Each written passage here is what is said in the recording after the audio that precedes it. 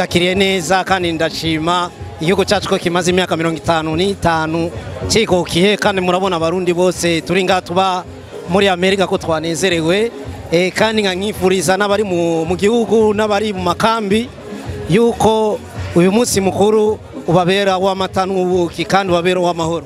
Okay, nk'umurundi usanzwe uba hano muri Texas muri Dallas abantu bakaba babaye benshi kujya yumva gute wimva nko kuri Burundi cyangwa oya turi Burundi turi sinzi ko turi Bujumbura cyangwa turi mu Kayanza cyangwa turi Gitega cyangwa Imakamba turishima cyane kuko duhuye turi abarundi n'inshuti z'u Burundi sasa abarundi gusa n'inshuti z'u Burundi abazungu baje turishima cyane bica bitwibutsa iwacu.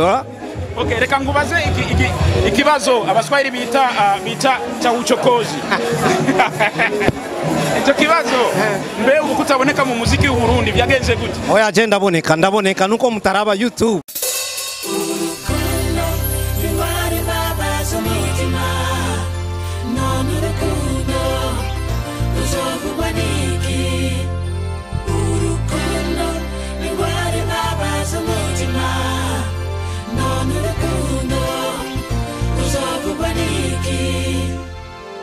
Izindi ngwara ko zivugwa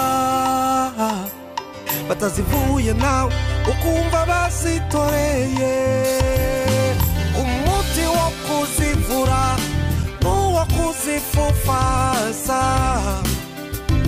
mutumviriza n'indirimbo turasohora nituzi ingene mutazumva zirabaho. Urabona abantu bakoresha ibintu bwa none bakoresha Facebook YouTube murebe YouTube zirahari zo zirahari ni indirimbo zine album yitwa ibishimbo n'ibigori. Yeah. Nubuye butumwa ushobora kohereza abarundi na cyane cyane ugwaruka. Ubutumwa menezo ugwaruka nuko kwishinga abanyapolitike kwishinge gusa abantu babateza imbere nuko nibyo biteza imbere kuko ugwaruka niko Burundi gwejo kandi twe duteza kubaka igihugu. Rero turabe kazoza kacu turabe kazoza k'abanyapolitike.